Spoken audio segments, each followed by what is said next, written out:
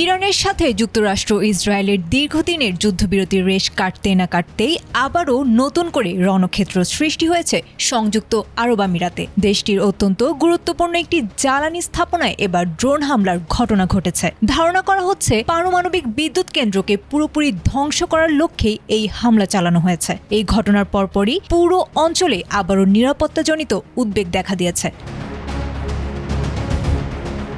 Abu Dhabi media office এবং দেশটির পরমাণু খাতের নিয়ন্ত্রক সংস্থা FANR নিশ্চিত করেছে ড্রোনটি মূল পারমাণবিক স্থাপনায় আঘাত করতে পারেনি। তবে বিদ্যুৎ কেন্দ্রের সীমানার বাইরে থাকা একটি বাহ্যিক বৈদ্যুতিক জেনারেটরে এই হামলার পর আগুন ধরে যায়। অবশ্য জরুরি নিরাপত্তা বাহিনী দ্রুত পদক্ষেপ নিয়ে আগুন নিয়ন্ত্রণে আনতে সক্ষম হয়েছে।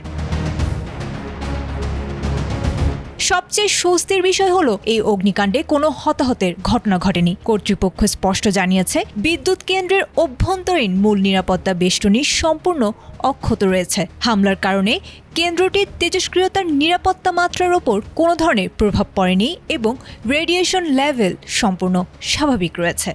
বর্তমানে কেন্দ্রের সবকটি ইউনিট থেকে বরাবরের মতোই স্বাভাবিকভাবে বিদ্যুৎ উৎপাদন করা হচ্ছে।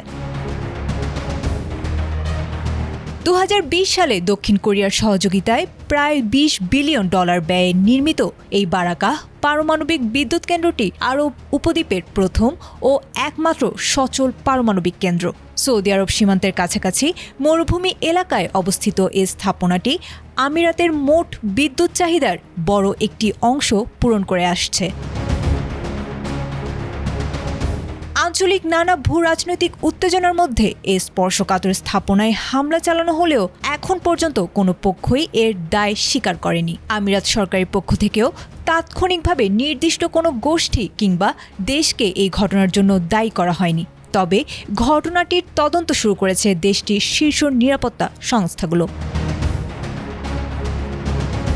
আয়েশা আক্তার, ATN বাংলা।